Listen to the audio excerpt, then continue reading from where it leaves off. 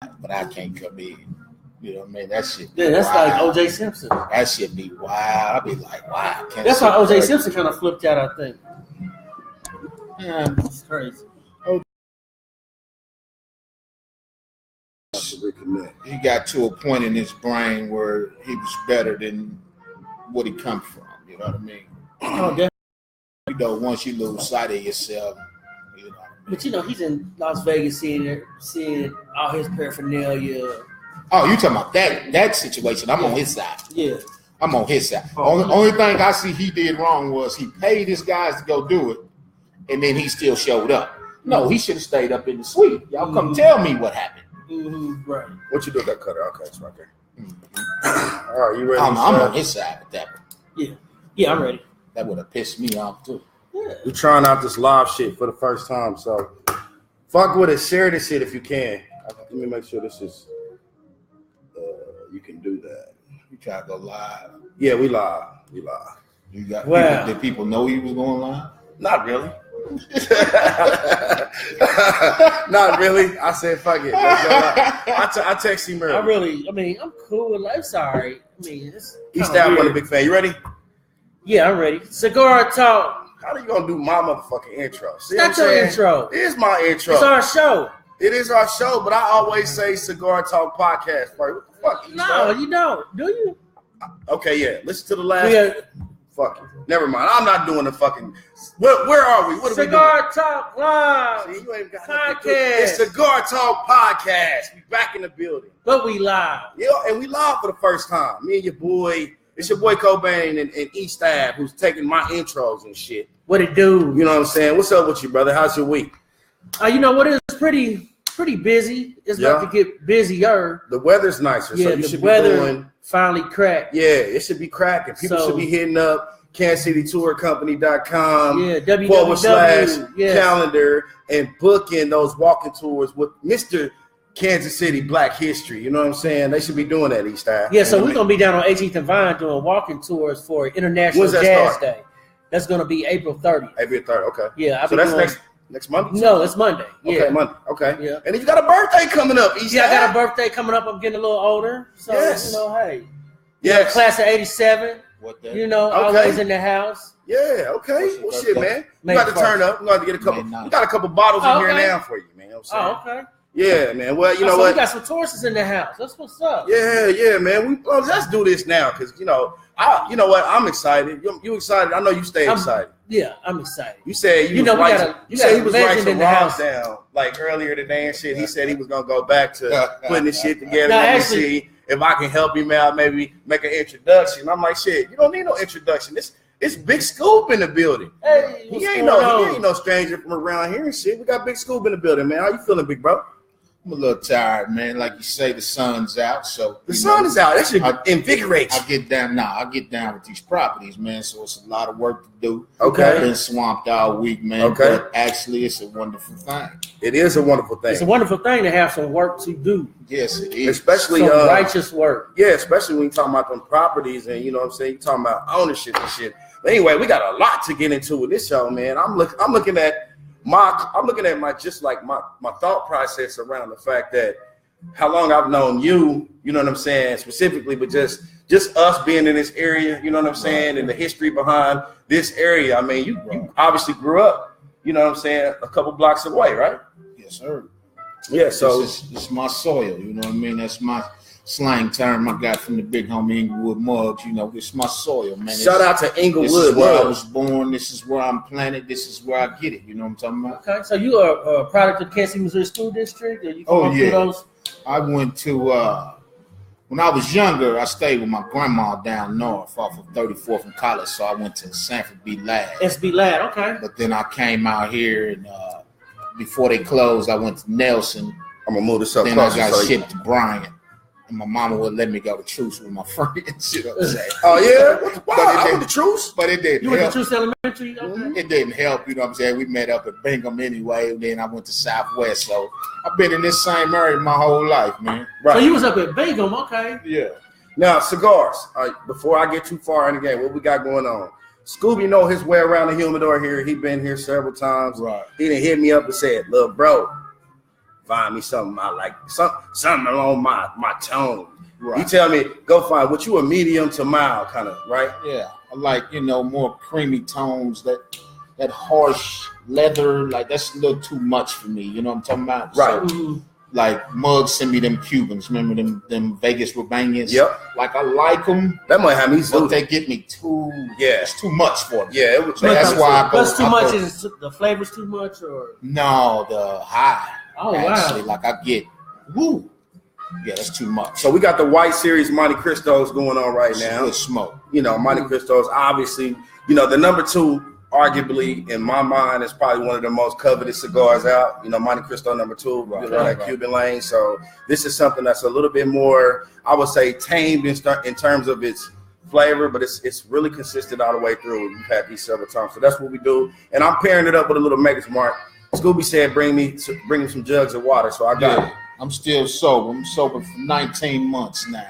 19 months. Yes, so let's get into that. It's amazing. Yeah. What made you make that move? I gotta find another. As a youngster, man, since I've been like 19, 20 years old, I've been dealing with gout off and on, man. Okay. You know what I mean? And they kept telling me stop drinking. But I'm young. I think I'm invincible. I'm still drinking. So every couple of years, I would have setbacks. Okay. So after I dropped my last album, HLG, I performed the whole album October 30th with Tech at the Midland. Went home, went to sleep, woke up next morning, both my feet was the size of my big ass head.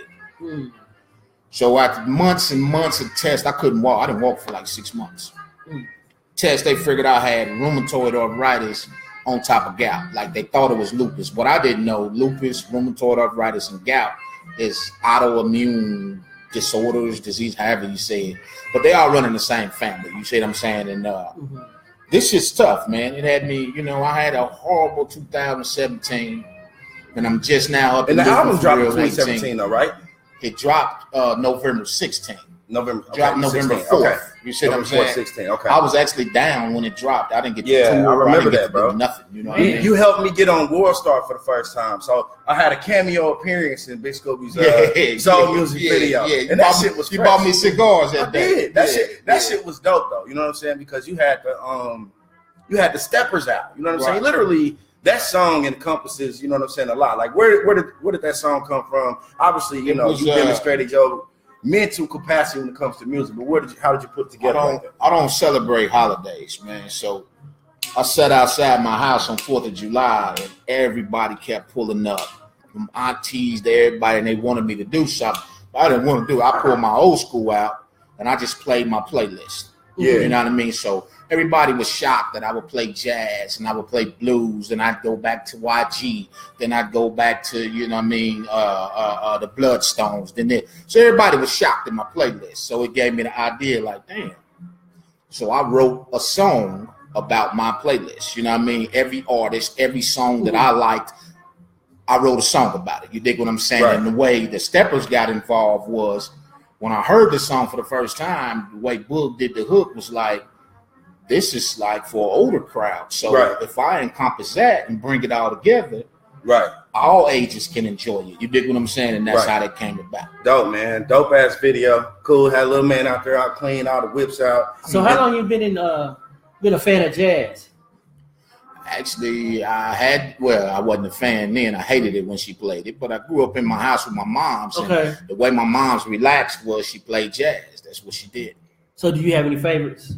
Not really. Like, I don't want to act like I know what the hell I'm talking about. Okay. You know what I mean? I don't want to fake, because you get the ass me shit, and I can't throw it back. You know what I mean? So don't feel bad. Staff told me he would throw. He's a teacher, so he told me he would throw me out of his classroom many times on his show and shit, because I asked certain questions that he don't have responses to. No, I'll be having responses it works. to him, but anyway, Yeah, it's usually like, Cobain, what the fuck are you talking about? Or why would you say some shit like that? Like, I would throw you out of my class. Get out of my classroom. That's each staff's thing. But you do have experiences, at least locally, right, when it comes to music. And you were talking about that before we started. Oh, yeah, I had an experience one night when I had to be about 24, 25 years old. I was drunk one night, had my wife driving me around, and stopped at a club called the Velvet Dog. The Velvet Dog.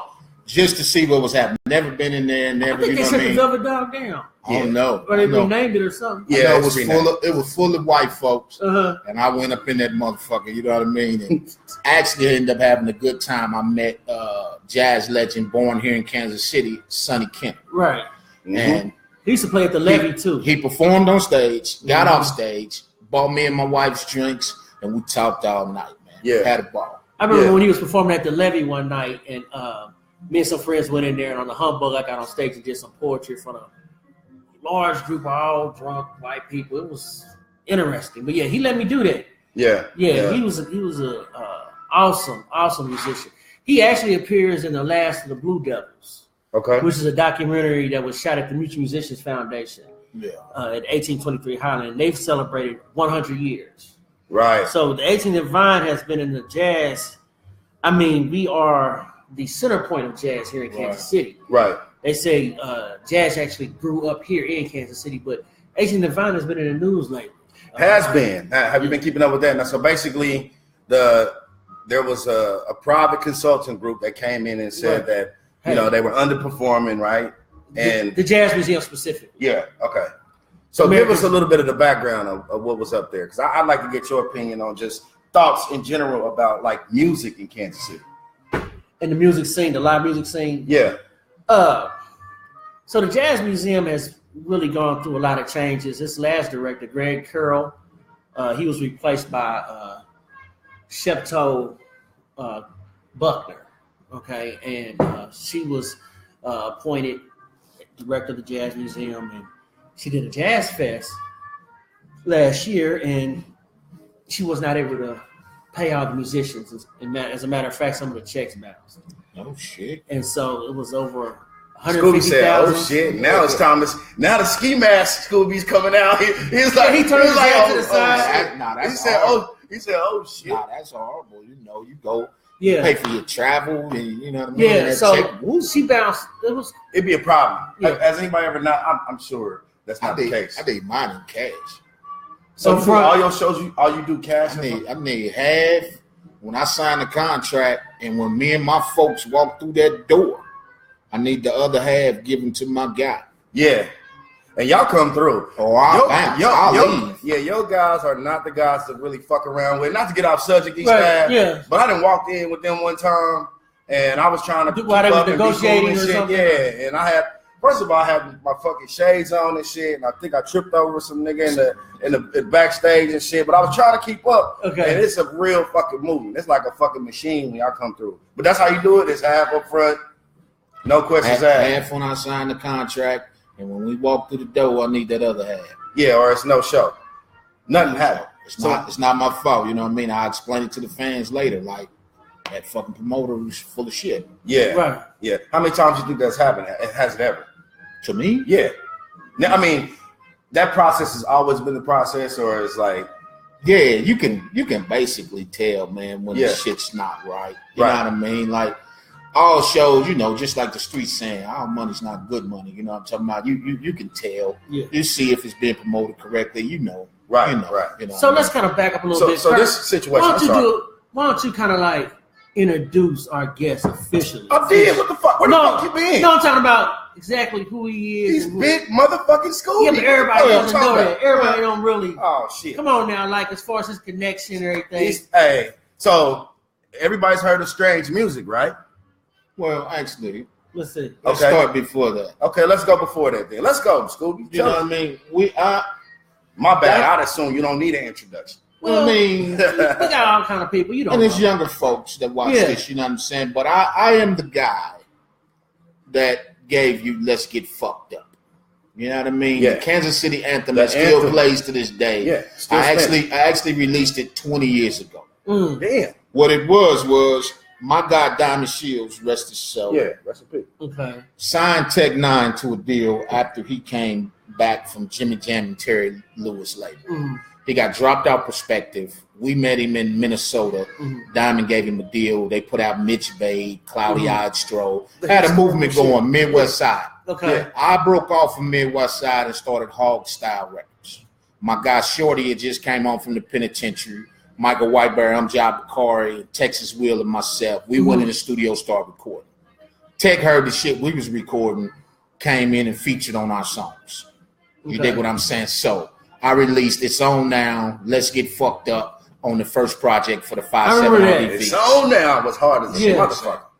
Then after that, I left music. Yeah, music is some bullshit. You know what I mean? Not the music part of it, the business part of it. And it's not even really the business part of it. You know your business is it's the people that handle the business. Right. You know what I mean? But my guy Glasses Malone told me something the slickest shit.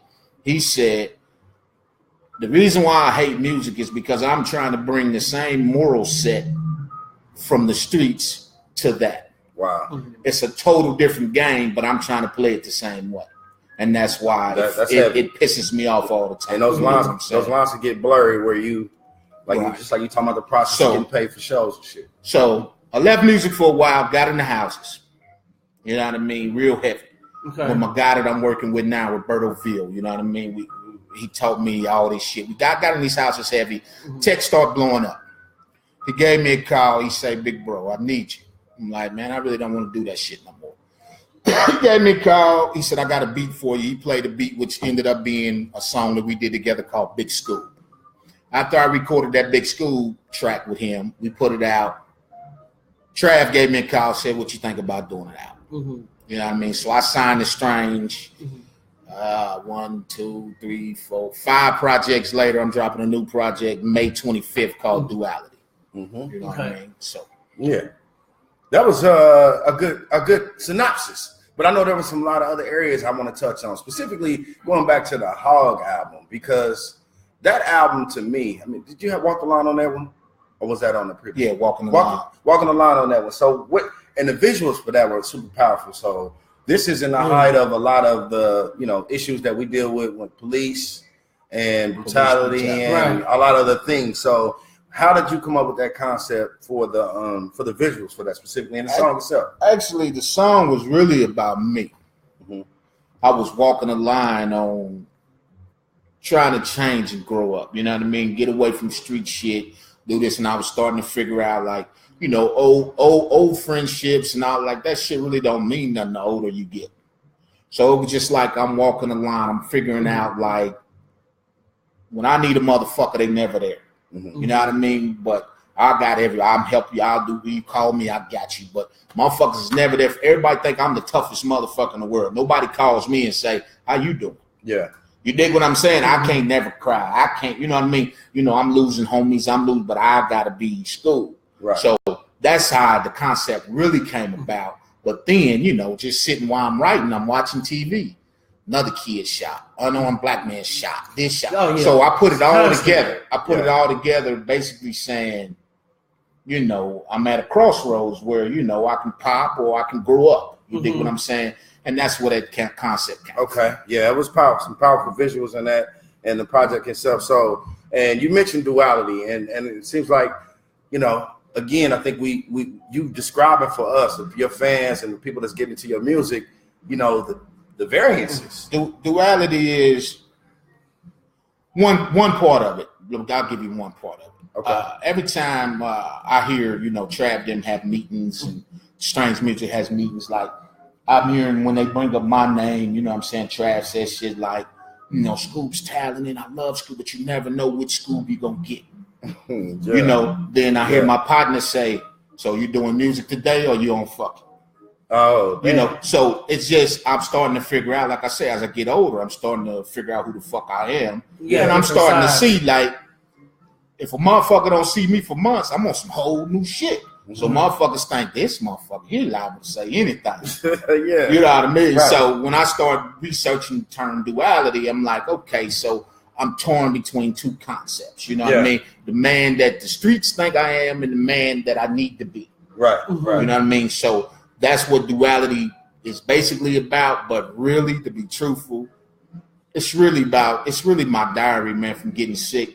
You know what I mean? When I was down sick. Yeah. Every fucking song is about me being sick and bouncing back and saying fuck everybody that I didn't hear from when I was sick. Yes. Yeah. For real. I'm crying like a motherfucker on this album. It is my diary. You know what I mean? That's all. Well, shit, you got the right to do that. You know what I'm saying? So after so long of, putting out and doing, I mean, giving us classics, literally giving us real Kansas City legendary classics. I think you got the right to do that when you mature. So what's it like being part of Strange Music? Because I don't really see you as, you know what I mean? Like there's a process and a system, you know what I'm saying, in terms of how things come out. And business wise, obviously the #1 independent record label in the world. What is that?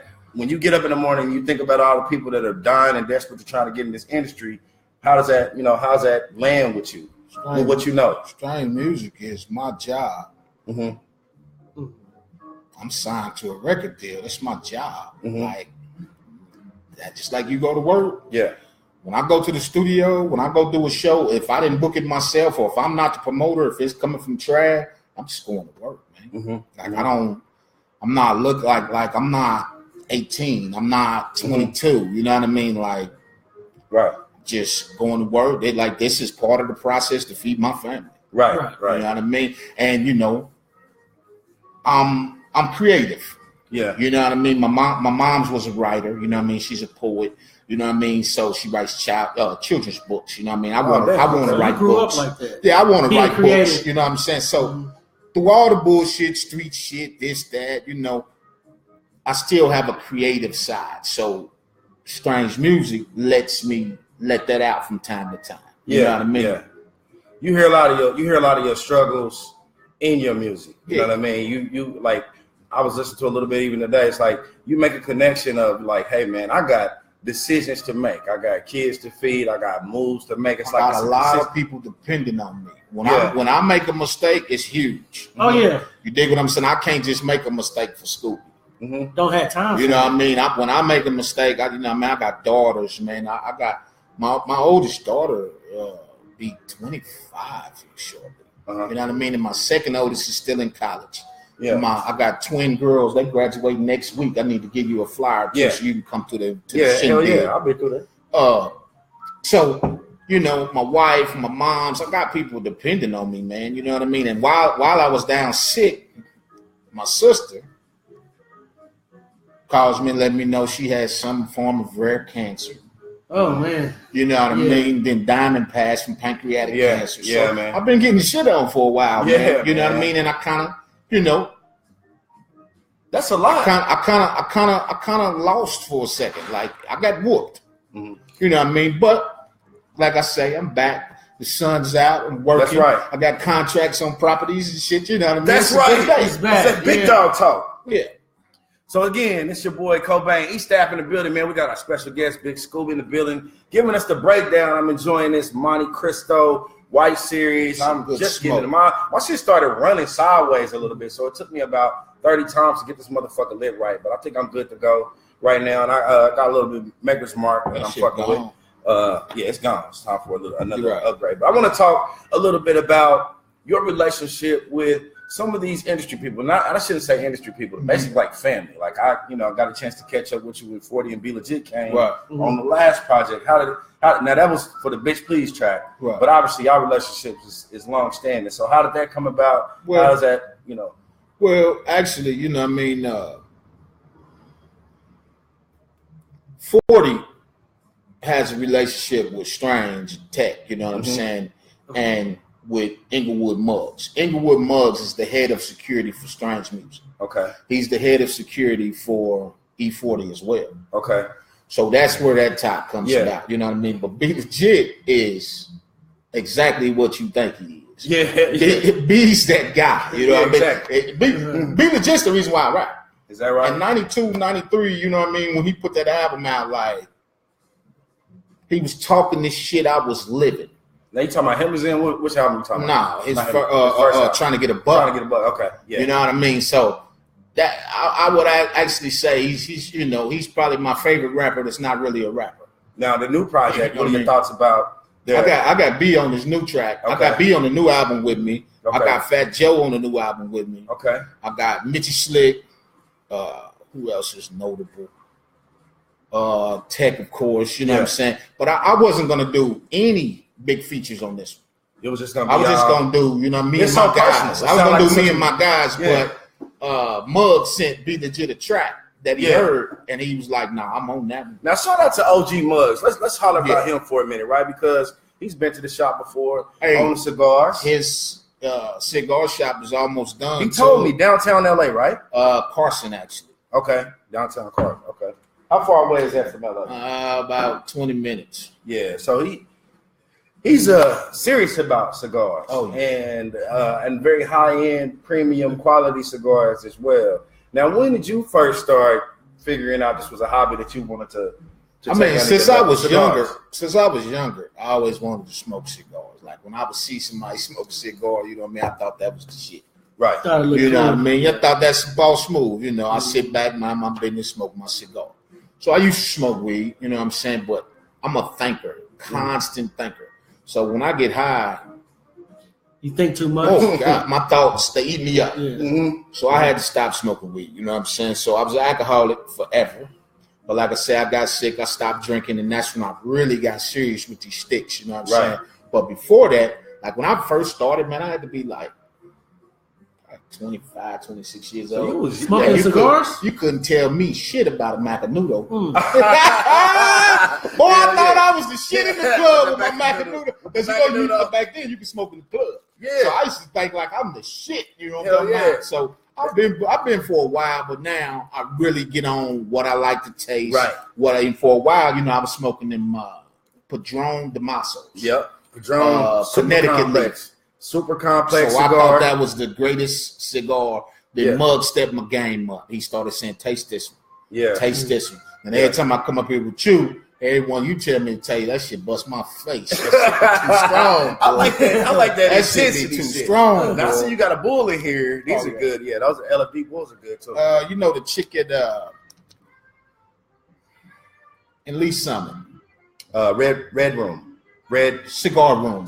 Yeah. You know, before my last album dropped, they had me come in and do a podcast in there. Yeah. So when I go in, she treats me well. You know what I mean? They got a really nice selection. She told me 4 years ago this was the #1 cigar. It was. Something. No, it wasn't even that long ago. It was probably like 2 years ago. Okay, so that's the one. LFD's a real good one. I went out there and got it yesterday.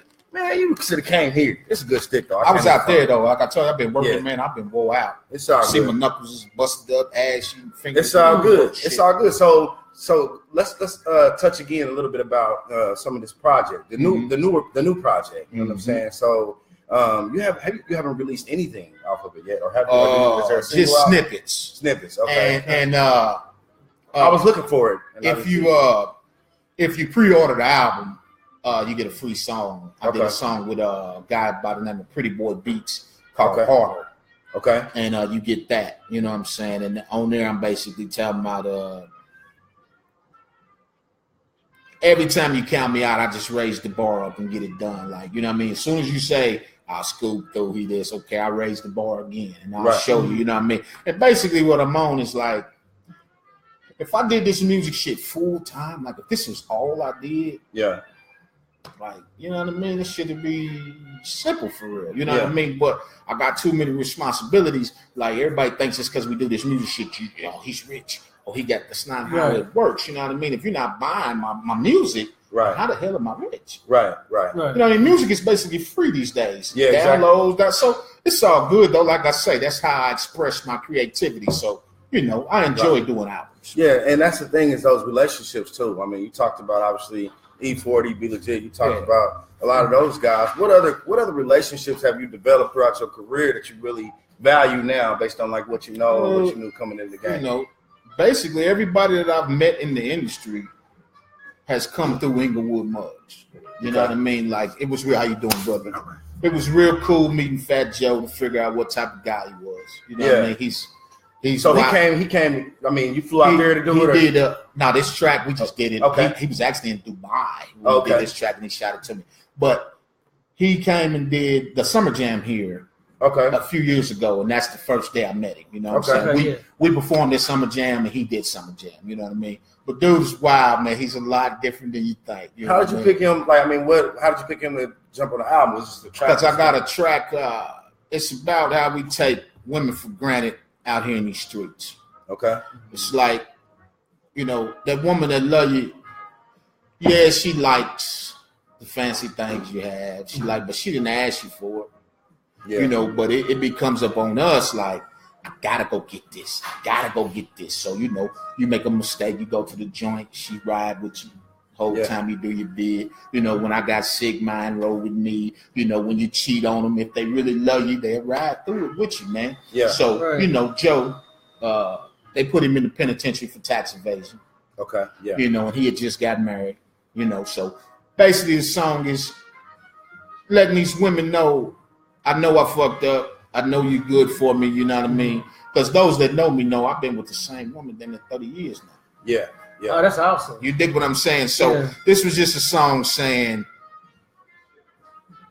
I blame it on you and the family and all, but for real, I'm smart enough to know I'm out here chasing this shit, getting this shit because I'm selfish. I'm selfish, you know what I mean? Mm-hmm. So that's what the track is about. So when it came about, I thought about him, you know, Muggs thought about him, and it's just something different, man. And plus, I like his personality, and I think it's a song that nobody thinks you'll hear either one of us on.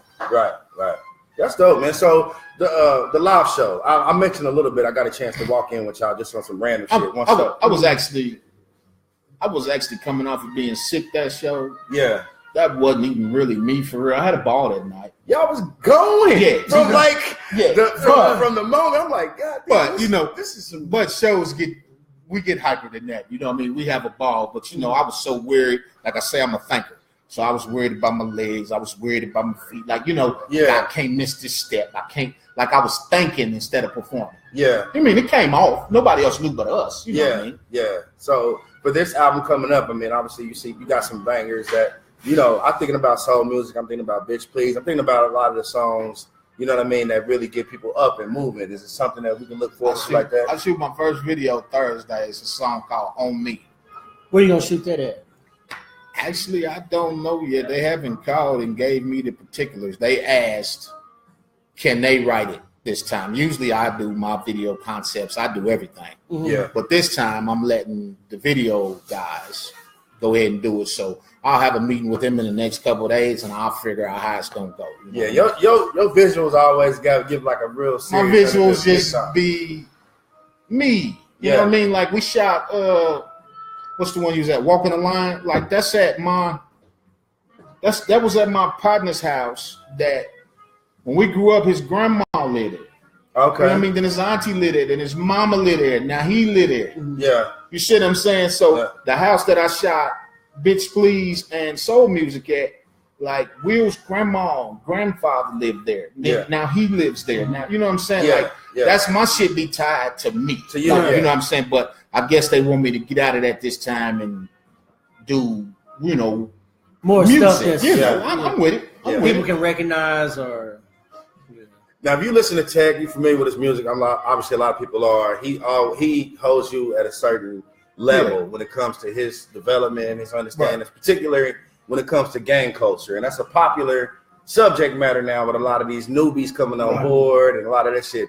What are your thoughts about some of this shit? Or have you even paid attention to some of the shit that's going on where it's so fashionable to be affiliated now? Like, you know. Well, years ago, what happened with Crip? You know what I mean? Snoop. It was okay for the Blue Rags. It was okay to say Crippin' songs. It was okay. So they commercialized Crip first. Right. Now Blood is commercialized. Right. You know what I mean? So everybody's jumping on board. But what I say, so everybody won't be up in arms and mad at me and shit. Them guys are 20 years old, 19 years, 18 years. I really don't do what you do, youngster. Yeah. Feed your family. Get up out of here however you get up out of here, man. So, you know, really, I don't give it too much of my energy. Yeah. It's just what it is. And they that young, they got plenty and let me say something else. You said Tech glorified, well, not glorified, but he looks up to the gang culture. He looks up to you. What happened was, me and Diamond, what happened was he came in like everybody else thinking, you know, this block shit, this gang shit was something else. And what he found out, he says it in his music, he says it to me all the time. He found out, no, we take care of our mothers. We take care of our family. We take care of our friends. You know what I mean? I got slips. I got to go to the motherfucking Western Union and send to the feds every motherfucking month. Like I got shit I got to do for my folks. Mm-hmm. So what he learned from that, you know, he came from his mom's kicking him out the house, his auntie kicking him out the house. He was living with broads and shit when he was in school. So he really didn't get that family environment. You know what I mean? So till he got around us, he didn't understand that it's family first, man. Right. You know what I mean? Like, you supposed to be flat broke long as they okay. Right. You know what I mean? So that's what he got from us. That's what he learned from us. That's when, you know, he sees like, okay, so if you outside looking in, it's just some bullshit. Right. But, you know, once I get in and I see it's good in this. Right. And that's why, you know, basically, man, it's no different than a fraternity, than a sorority. So, you know, my sister's AKA. Okay. She loves her colors. Shout out to the AKA. She do her, you know. So what I'm saying, it's really no difference. But, you know, it's a violent side of it because it's scraps out here on these streets, man. And we all fighting for the same scraps. Yeah. Right. You know what I mean? So it's going to go bad from Especially time black. to time. You Right. know? We find a way to make it, man, somehow. So, and I'm just thinking about those principles. Even if you learn them early, it's never too late. You know what I'm saying? Regardless of you know where you're coming from. So that's deep, man. So once again, it's your boy Cobain, East Staff in the building. We are live, man. It's our 15th episode too, man. Yeah, it is. You know, we've been at it for a minute. We got the legend in the building, man. Big Scooby, man. So They over there crubbing. Crab legs. They got crab legs and shit over there. They're crubbing. Yeah. So Amazing. did you know my uncle was Big Glenn, Paul's liquor store? No, I didn't know Right. that. That's my brother's side. But, I didn't know that. Yeah, man. 30-something years. Paul's liquor store, I'll bring up because it's a staple, obviously, in the neighborhood, man. Now, what are your thoughts about what we're seeing happening around this area? I know a lot of the... Actually, this was always a cool area. This is, you know, I mean, this area, you know, I say this all the time that I'm getting older, you know. Basically, the bullshit is around here because of it's a liquor store right here. Yeah. You know, if it wasn't a liquor store right here, Right. you know, I'm just saying, you know, and I'm not gonna knock Paul's, you know what I'm saying, but they're a staple. You know, I grew up, you know, I've been buying fucking liquor ever since I was 15 years old. You know what I mean? They done took us in the back and asked us to do some things. Yeah. But anyway, as I'm getting older, I'm starting to see, like, for real, I ain't doing nothing for this neighborhood. Whoa. I ain't doing nothing for nobody around here. So Real in shit. reality, it is what it is. You know what I mean? Right. Yeah. You know. So you say It's a lot of exploitation. But this area is really developing right about now. Yeah, I've been peeping that though. Yeah, really they is. built some apartment units down here, like 50 units or something out here down the street from us. Yeah, I've been seeing all that, man. You know, everybody coming in, you know. But since I was a kid, though, when we first came out here, you know, the fraternities would always have their little houses and shit. Like, I actually grew up next to TKE. Oh, okay. Teeks, I remember that. Yeah, and they used to let me drink, and I used to jump the back fence, see them naked white bitches and all that. You know what I mean? So that's Rockhurst College. Right. So the college culture, you know, if you come across, you know, you get up to Truce, you know what I'm saying? It changes, you know what I'm saying? Like, this neighborhood changes from Truce, and once you get to Purcell, then in between, you know, then Well, once it's you that get to 4963 Portland, you know, neighborhood. this shit is, you know, be careful where you at. Yeah. Right. It'll fool you. Yeah, Rockhurst University has blocked that off. Yeah, That's that's a And UMKC. Yeah. Yeah, they It's a continue to buffer. buy shit. And they bought property around the campus Right. to create a buffer between the black community and the university. And they did a good job. Well, I don't say the black community. Actually, it's just the impoverished community. Okay. We still You know what I live. mean? Like I've been learning. I gotta say something. It to doesn't people make a that's difference on what here. color. What up? It's about Let's see. Trip Dog money. Weezy. You know what I Lou mean? on Like, here. it's impoverished Snug people Brim of on here. all color. I see you, bro. it is. You see what I'm saying? So classism. Yeah. You dig what I'm saying? Yeah. Racism has been thrown back into the topic here lately. You dig what I'm saying? But in reality, the world is running on classism. Yeah, racism basically is a myth. Yeah. It's a man-made myth to justify the exploitation of one group by another. But that's the whole purpose. The of reason why, well, maybe I don't know the definition of myth all the way, but the reason why it's not a myth is because racism. if you get certain folks to believe in it, Well, it's a therefore reality. real. Yeah. You dig what I'm saying? But that don't mean it's true. Yeah, brother. Like what I'm trying to say is like if you got officers that grew up, if you got officers that grew up and never seen a black person, The only thing they know about black people is what they see on World Star, what they see on YouTube, what they see on reality TV. So of course, when they come in my motherfucking neighborhood, they already got an idea of what they're up against. Yeah. So that's why they coming in up in arms. You know what I mean? They're not coming in thinking I'm coming in to talk to the normal guy. Yeah, they're paranoid, scared. Right. So that paranoia is racism. It's built-in racism. Right. You know what I mean? And it's a lot of folks that's racist without knowing it. Right. No, I understand what you're saying. You dig what I'm saying? Yeah. It's real because, it manifests in people's actions. There you go. But as far as it being a real idea, it basically doesn't make any sense because any two groups of people can get together and have a kid, and soon you run out of racial classifications. So on the scientific, I'm missing some shit. We just talking about racism. Racism versus classism. Yeah. Okay. But the real struggle is classism, though. You believe that the struggle is classism? No. Classism is the real struggle. Right. Okay. But now, on top of classism, you also have, for half of the impoverished community, racism. Mm-hmm.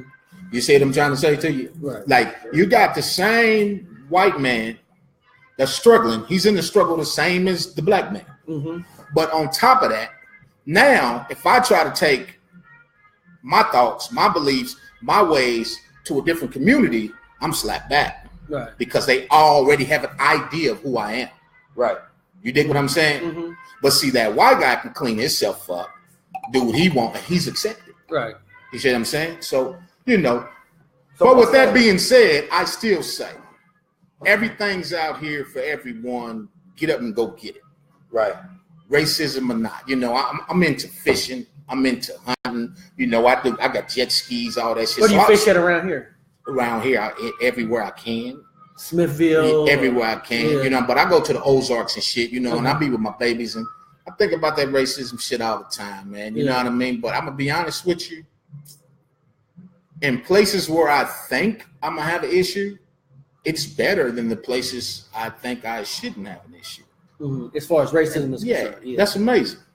So, like, say more about that.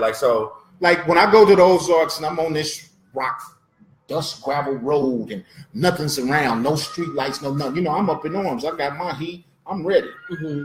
But everyone I encounter is so nice because they're like a fucking real black person, and they're so nice. But then I go on 73rd and Warnell. And then you got problems. You get treated crazy. You see what I'm trying to say? But see, the reason why I believe is because that person is scared that I'm coming to take their scraps. Yeah, you dig? Yeah, that's dope. There's a lot of people walking around here brainwashed. They believe what they see on TV. Right. They feed into those perceptions. Definitely. Yeah. That's the whole purpose in it. So. Yeah. So Estab, we touched a little bit about we talked a little bit about the American Jazz Museum, some of the challenges that they're having down there, and that kind of thing. What are the issues that are kind of standing out around that? Because, like for me, and what you started out talking about was ownership and development. What will it take for? Or does it make sense for somebody privately to come in and invest in the area that's not subsidized by the city? I mean, do you have thoughts about that? Well, as far as 18th and Vine being successful, there's a lot of things that definitely need to take place. I mean, and that's a whole podcast in itself. But a couple of things is the transportation and the access to 18th and Vine. Right. There needs to be some type of transit system other than public transportation that connects downtown. Like a car downtown. What's going on downtown to 18th and Vine? Yeah, like you said, a streetcar. That would be awesome if the streetcar went to 18th and Vine, but we are so far from that. That's highly unlikely. Yeah, it's highly unlikely. So, how does 18th and Vine have access to all that activity going on down in the downtown River Market area? And why would a tourist leave the River Market area, the downtown, Power and Light area, to come over to 18th and Vine? Like, what's the intrigue? You know what I mean? What like if I'm from Nebraska and I want to go to Kansas City and I'm down here in the River Market and I'm here, like, what's the pull to get me over there? Well, it's the authenticity of the area. I mean, not to cut you off, but I ordered a Negro League 50th anniversary leather bomber jacket. Mm-hmm. I seen those. And I wore it to a Royals game one time. Mm-hmm. And maybe 10 or 12 white guys stopped me and asked me, was that something real? Like they was it something real? Like they didn't know the Negro League was a real thing. Oh, damn. You dig what I'm saying? So, you know, if the information is not really there, right. like, I mean, I don't see how that. And that's kind of rare because a lot of white people, believe it or not, they know our history better than we do. And I really hate to say that, but they know. And that's why you see when you come into downtown Kansas City, when you come into downtown Kansas City, you see who they got on the marquee. No, they got Charlie Parker. People. Yeah, go ahead. They got Satchel Paige. Yeah. They got Count Basie. So it's 18th and Vine. That's where our cultural identity as a city comes from. It's the jazz, it's the barbecue, it's the baseball. All that comes from 18th and Vine. Well, and the city understands it. Who owns those spots? Well, it depends on what spot you're talking about. I'm saying down on 18th and Vine. Let's say like the Negro Museum, like the Negro. That's a not-for-profit organization. It needs to branch out and put another part of it on the River Market. Right. Where when they're in there and they see what's going on, then they can be directed to the real museums over here. You see what I'm trying to say? That's the only way I got the Phoenix downtown, right? That's not quite the River Market, but I like the Phoenix basically the Green Lady on the River Market. That's in the crossroads. Then there's so when you're not fishing, Majestic. When you're not hunting, and when you're not doing the outdoorsman, Big Scooby. What are you doing? You're not in the studio. What are you doing? Is it all about the real estate? It's all about If I'm not relaxing with my family, I might be sitting on the block. I still got ties. I still got families. On the soil that, like I say, been over there 30, 40 years. Yeah. Mm-hmm. So I'll give me a cigar, man. I used to drink, so I'll give me a bottle and a cigar, and I'll go sit down and shoot shit with my guys. You know what I mean? Yeah. But other than that, man, just. Basically with my family. Like I say, man, Trav hates when I say this, but shit, man, I'm getting old. I'm getting old. So those like, I mean, when y'all go on tour, it's not like a couple of cities here and there. It's like y'all gone for a while. It'd be like 90 cities, 60 cities, 70 cities in a row, a show a day. I mean, how the fuck do y'all do that? Like, I mean, literally, how do you stay mentally balanced, man? Like, how the fuck do y'all do that? I mean, I've always been intrigued by the shit. That's a grind. I'm saying that you said it. You just hit it. It's a grind. It's only for a season though. I don't know.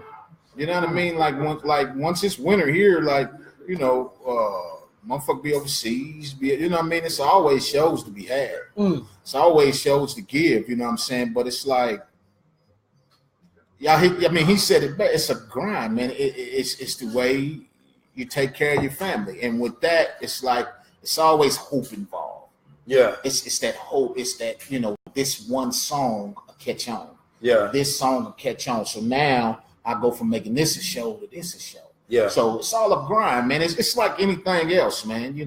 Yeah. So you don't see yourself stopping, obviously, anytime soon. As long as Trav has some kind of insight or encouragement for you to keep it pushing and keep it moving. It's probably my last album. What? I don't know why I don't believe you. You dropping the mic? Scooby, I don't believe you, bro. HLG was supposed to be my last album. Yeah. I recorded that album saying, I'm about to fill this album up with shit I like. Like, I'm going to do songs that I listen to. Like, I'm tired of trying to do songs for other folks. You know what I mean? Mm-hmm. So that was supposed to be my last album. But like I say, I got sick.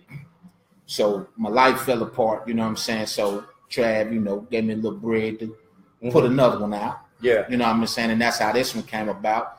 And actually, man, it's a lot of stress involved in trying to do music, man. Like, and the money doesn't justify the stress for me. Yeah. For someone, I'm not trying to shit on it for nobody else. If you're a young guy, you hot, this is your drink, go get it. Yeah. Go get it. No, I'm not trying to shit on. I'm saying for me. At this point in my life, that same money I make off of that, you know what I mean? I can go buy me a rehab property, go in there and rehab it myself. Mm-hmm. Either put it on Section 8, get my money back in a year, 2 at the most. Yeah. Now, this is a free property for me. Yeah, yeah. Or I could put it on the market, sell it, buy me 2 or 3 more. Yeah, yeah. This is what it is for me. You know what I mean?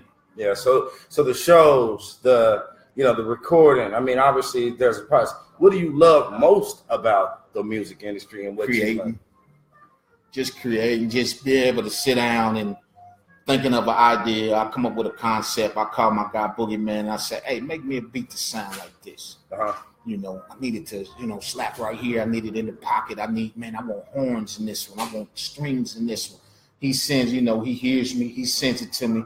I say, all right, my concept is this. See what kind of hook you can come up with. Yeah. He'll come up with what he hear. We'll get together, mesh my ideas with his ideas. Then I sit down and write it. And when it comes to light, you know what I'm saying? Like I make songs sometimes I'll be like, I don't like that motherfucker. Mm-hmm. But when it comes out exactly what I had in my head, that's that's a beautiful thing. Yeah. Yeah, you very like specific about some of the collabos. Like how did the Killer Mike collab happen on HOG? It was on HOG. Since Killer Mike been rapping, I've been following the Dungeon family, period. Right. Oh, yeah. Shout out to the Dungeon family. You know what I mean? So Killer Mike, I respect how he took rap to a different level. Like he stayed his own man. You know what I mean? He spits his opinions. He's very educated. He lives off of his beliefs. He don't give a fuck what you believe. Right. You know what I mean? He's on his own thing. So I thought to myself, if I'm gonna do a political track, who better? Yeah. Then I reached out to my guy Bumpy Knuckles, you know what I'm saying? Bump is like, he did Industry Shakedown. I don't know if you up on Bump, but Bump did Industry Shakedown where he basically said, I'll beat your favorite rapper up. Like, you know what I mean? I'll rob them niggas out. And if you know Freddie Fox, aka Bumpy Knuckles, like, check his history when I leave. Yeah. He came out back with Queen Latifah and I'm like, he's been rapping forever. You know what I'm saying? But Bump's the truth. Yeah. You know what I mean? So I just wanted some guys on that project that actually stood for what they believe. They're not just saying it for the moment. Right. You know what I mean? So that's why I reached out to Bump and Killer Mike. Sounds like that personal relationship is like a must. Right. Ain't nobody gonna be on your shit if you don't, you know what I mean? Nah, which is a little different. I've never had nobody feature on my album that I... No, but you hear about the shit like nowadays. It's like, they just... Who's hot, trying to get that hot single. And I get that. That's how you live. That's how you make money. That's how, you know what I mean? That's probably my problem. That's probably. You gotta start fucking with some of these weirdos in the industry, Scooby. So the project's coming out May 25th. Duality. Right. Now the album cover. I want to touch on this because I mean, to me, it's self-explanatory, but. Can you just give us a little bit in terms of what it is and how that came into? Have you seen it yet? His album, Duality? Yeah. Have you seen the cover? Mm-hmm. Yeah, the Koofy on. Right. Mm-hmm. Well, while I was down sick, my whole life, you know what I'm saying? I grew up in a spiritual home, you know what I mean? But as you start reading and you start getting into it, you start seeing flaws in it. You know what I mean? So I got a relative that you're talking about in the spiritual part and in the religion end of it. Okay. So I got a relative that got into this Islam thing really tough. You know what I mean? So he started explaining to me and see what he does. He does like Farrakhan. He'll take the Quran, the Bible, and the Torah, and he'll find So he was already in my head with it rules. So when I got sick. I'm laying in this bed, man, by myself, just my thoughts, can't get up, can't do nothing, I started reading, started researching things, so I got a song where I say, I'm searching for the answers, who the hell is Scooby? Mm-hmm. Read the scripture, got the picture, now Adana Koofy. You know what I mean? So that's where that came about. And then the ski mask shit is, while I was sick, my brain went back to bullshit. Okay. Like, I know how to get some money. I get out here and get some motherfucking money. Like, Right. But in actuality, I'm too old for that bullshit. Like, I know better, but I was just in a bad place that made sense to me again. Mm-hmm. Right. You see what I'm saying? So on this project, I'm trying to show, like, the same guy that y'all thought I was, the same shit I've always talked about. Yeah, that's on this project. But growth is on this project as well. Right. You know what I mean? I'm trying to grow. I'm trying to find out who the fuck I am, what I'm supposed to be doing for the rest of my life. You know what I mean? That's what's up, man. That's what's up, man. I'm with that real shit, man. So I'm again, man. I'm real glad you were able to make it down, bro. Like this has been a real big honor for me and obviously our listeners, man. Definitely an honor for me too. So we got some real good insight, man, and history from the boy Big Scooby, the OG, man. The OG in the building, man. We got a Montecristo White Series going. I got a little Maker's Mark. Estab, what do you have coming up, my brother? Well, Monday, April 30th, we will be down on 18th and Vine for International Jazz Day. Yep. So I'll be doing tours. I'll be doing 2 tours down there, one at 12:30, one at 5:30. They also have a free showing at the Mutual Musicians Foundation. They're going to be showing the Last of the Blue Devils, the shot at the Mutual Musicians Foundation, 1823 Highland, which celebrated 100 years in 2017. That's where Charlie Parker and Dizzy Gillespie met. Right. So that documentary features Big Joe Turner, Count Basie. They're also going to be doing having some live music performances at the Blue Room. They're going to be doing the Gym Theater is going to be jumping off. So it's going to be going on down there all day. Who did the song? Kansas City, here I come. Big Joe Turner. He was the first person to put Kansas City. I always wanted to remake that and do Kansas City. Kansas City is where I'm from. You know what I mean? I always wanted But you know, a lot of people have remade that song. Yeah. So Big Joe Turner. Yeah. He's the one that actually put Kansas City on the map with a song called Piney Brown's Blues. He's the great grandfather, they say, of blues. He was a blues shouter. So Big Joe Turner, he was a singing bartender. Okay. And so he sang. Well, he actually tended bar at the Subway Club, which was on 12th and Vine. Okay. And it was owned by Felix Payne, but the manager was Piney Brown. Okay. And it was Big Piney and then there was a Little Piney. But the club managers, the club owners, they were highly revered during the 1920s, 1930s because they provided the venues for the gangsters, for the musicians to come together. And Kansas City was full of gangsters and musicians back then because still is. We didn't definitely didn't. We didn't enforce prohibition though. It wasn't enforced at the local level. Now at the federal level, it was enforced, but at the local level, marijuana in California. See, I never knew that. Yeah, so that's why Kansas City became like a jazz haven. It attracted musicians from all over. Because when they came through here when I performed. Yeah, when they came through Kansas City, they would stay because there was work here because we had taverns all up and down 12th Street, and the club owners, the managers and everything, they were highly revered. So there was Piney Brown, another one by the name of Ellis Burton. Then there was Felix Payne. Felix Payne, he actually owned 3 clubs, the Subway, Sunset, and the Eastside Musicians Club. But Big Joe Turner, who sang, you heard the song Shake, Rattle, and Roll, Shake. Right. Okay, so it was made popular by Bill Haley in the comics. But it was actually Big Joe Turner who first sang that song. Yeah. But he started off as a singing bartender for Felix Payne, and his voice was so loud that all they needed to do was open the door, and he would just belt out the blues. So he was like a blues shouter. Right. And then if you've seen the movie Malcolm X, that soundtrack is full of Big Joe Turner. Yeah. But so we'll be celebrating that Monday because and then your birthday on Tuesday. Birthday's on Tuesday, and then I'll be doing another tour for the Rose Scouts. You got to come up here and get a shot of Maker's Mark, man, on Tuesday. Yeah. We pop. It's not pop some Makers. Here. Yeah, some Maker's Mark or some Remy or some Scotch or something. Then also throughout the week, I'll be doing my Mafia tour downtown using the streetcar. River City Mafia tour. Yeah, Streetcar KC and River City Mafia tour.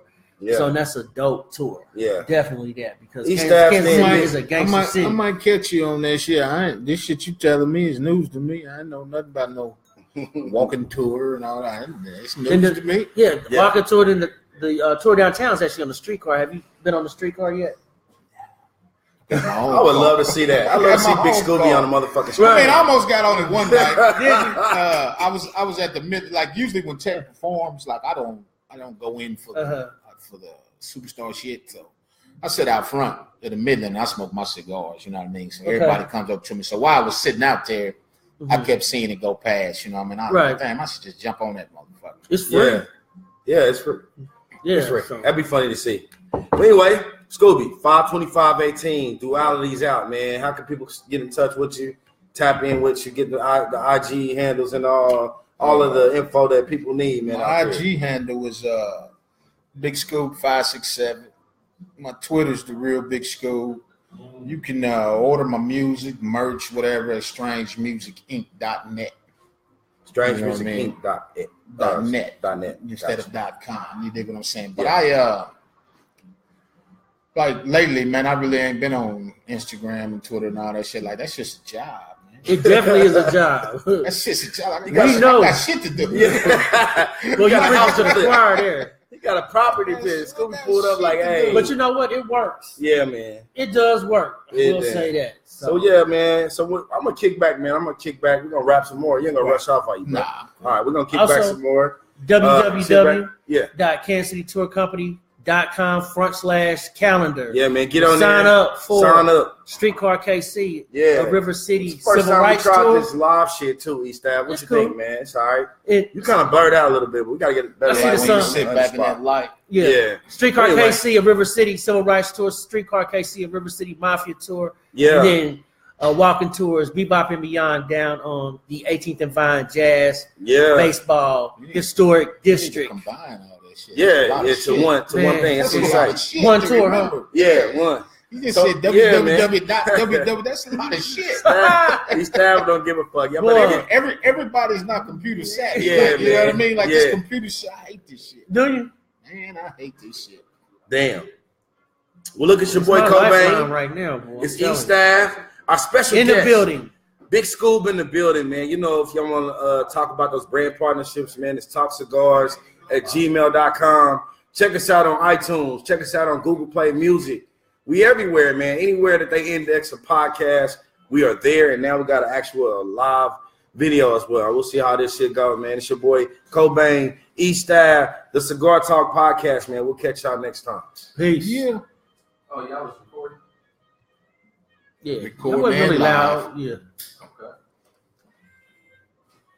So it's gonna be up on YouTube? No, it's Facebook Live. So it'll be on Facebook.